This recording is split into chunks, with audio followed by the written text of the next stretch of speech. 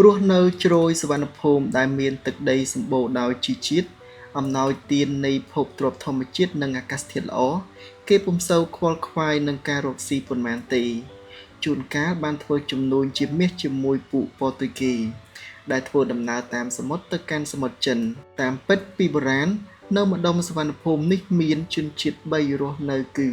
មូនចាមនិងខ្មែរតាមសំណេររបស់លោកសសរុនវាយតម្លៃថាជនជាតិមូនមានការអួតអាងខ្លាំងជាងគេ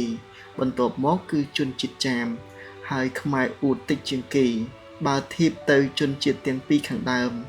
បើទោះបីតិចក្តីប៉ុន្តែខ្មែរនិយមអួតដែរបុព្វបុរសយើងចងជាពាក្យចាស់សម្គាល់ជាតិសាសន៍ទាំង3ដូចនេះថាមូនយកមេឃទ្របអង្គុយចាមខ្វះមួយចង្អាមដល់មេឃឯខ្មែរកប់ពពកជ្រកអាចចន្លេងដោយការអួតអាងពីធនធានធម្មជាតិស្រុកទេសខ្លួនមិននឹកស្មានថា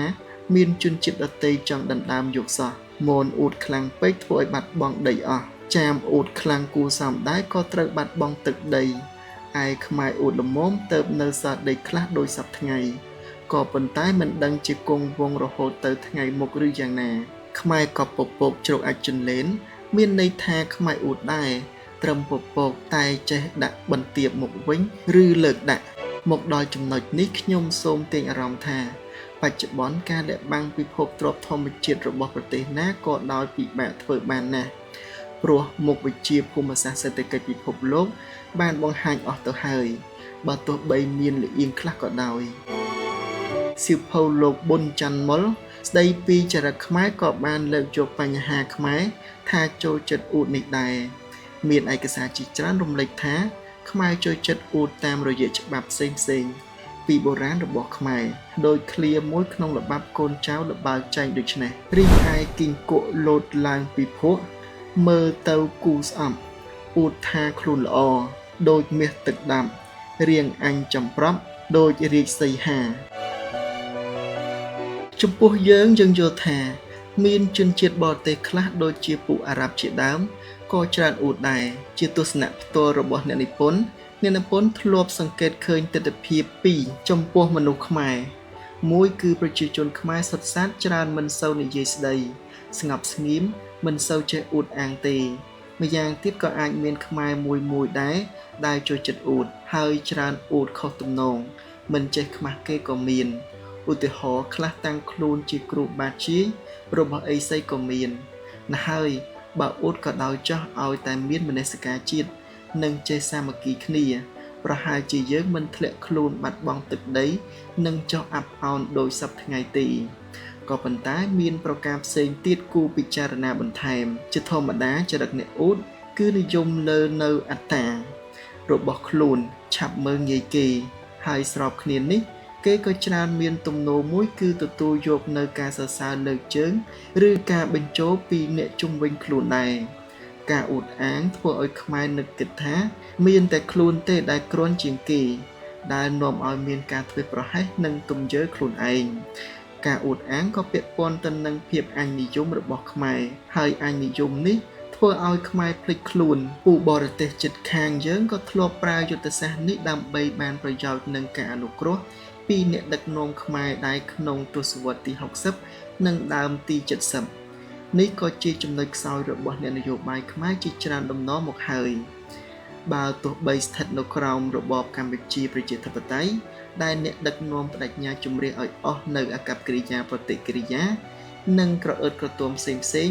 ក៏ពួកគេនៅតែមិនបោះបង់នៅអំណួតនេះដែរជាអាចកម្មាភិបាលនៃរបបកម្ពុជាប្រជាធិបតេយ្យបានប្រាប់អ្នកស្រីឡូរ៉ង់ពេចថាមិនដែលពេលណាដែលចក្រពត្តិនិយមអាមេរិកត្រូវបានគេវាយឲ្យបរាជ័យទាំងស្រុងដោយពេលនេះទេសូម្បីតែប្រទេសចិនខ្លួនឯងក៏រំដោះតៃវ៉ាន់មិនបានផងកូរ៉េក៏នៅតែចែកជាពីរ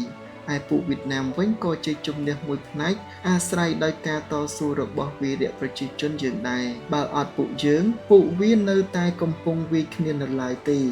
អញ្ចឹងទៅថ្ងៃទី17ខែមេសាគឺជាជ័យជំនះរបស់វីរៈប្រជាជនមួយដែលមានតែបាតដៃទទេលើប្រទេសមហាអំណាចសេដ្ឋកិច្ចនយោបាយនិងយោធាជ័យជំនះនេះជារបស់ប្រជាជនខ្មែរហើយជារបស់ប្រជាជនខ្មែរតែមួយគត់ ចរិតអួតលុបលន់និងស៊ីជោជាចំណុចខ្សោយរបស់ខ្មែរលោកសាស្ត្រាចារ្យសសរុនសរសេរថាខ្មែរជាជាតិមួយដែលបរទេសទិញបានយ៉ាងងាយបំផុតព្រោះចូលចិត្តអួតស៊ីជោសប្បាយភ្លេចខ្លួននឹងគំនោមាសពេជ្រគំនោកាមតណ្ហាឲ្យតែគេសន្យាឲ្យបានឡើងធ្វើធំក៏លក់ខួរក្បាលភ្លាមទោះបីដឹងថាគេអាចជួលខ្មែរណាម្នាក់ឲ្យសម្លាប់ខ្មែរម្នាក់ទៀតដោយគ្រាន់តែចំណាយអស់ស្រាសមួយដប់ប៉ុណ្ណោះឲ្យតែចេះបញ្ចូលប្រសិនបើងាកមកចំណុចក្រោយនេះគឺភាពស៊ីជោដូចជាសំស្របជាមួយចរិតលក្ខណៈទូទៅរបស់ខ្មែរច្រើនជាងគូចាប់អារម្មណ៍ផងថាជាចិត្តសាស្ត្រគ្មាននរណាក្នុងលោកនេះចូលចិត្តការបន្ទោសបង្អាប់នោះទេមនុស្សមានទំនោរទៅរកការសរសើរឬការនិយាយវិជ្ជមានពីខ្លួនច្រើនជាងខ្មែរមានលក្ខណៈមិនសូវម៉ត់កតែចូលចិត្តការបញ្ចូលជាងស្ដាប់គេនិយាយការពិតគេនិយាយត្រង់មិនសូវទទួលយកទេឬមិនចូលត្រចៀកតែម្ដង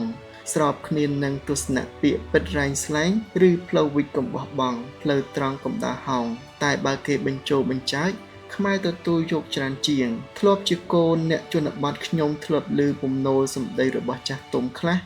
ដែលទូមានគុំភាសាស្រីក្នុងការប្រព្រឹត្តចំពោះប្តីរបស់ខ្លួនដូច្នេះឲ្យតែប៉ិនលើកជើងវាធ្វើងាប់ពាក្យនេះធ្លាប់ត្រូវបានមនុស្សក្រោយមកយកមកនិយាយក្នុងន័យចំអកចំអាស់ទៅវិញតាមពិតន័យដើមរបស់វាគឺចង់ឲ្យប្រើពាក្យបញ្ចូលទេត្រង់នេះបង្ហាញថាបរិះខ្មែរចូលចិត្តឲ្យគេសរសើរបញ្ចូលខ្លួនច្រើនជាងហើយបន្ទាប់ពីទទួលពាក្យបញ្ចូលក៏ឆ្លុះវង្វេងខ្វះការពិចារណាថែមទៀត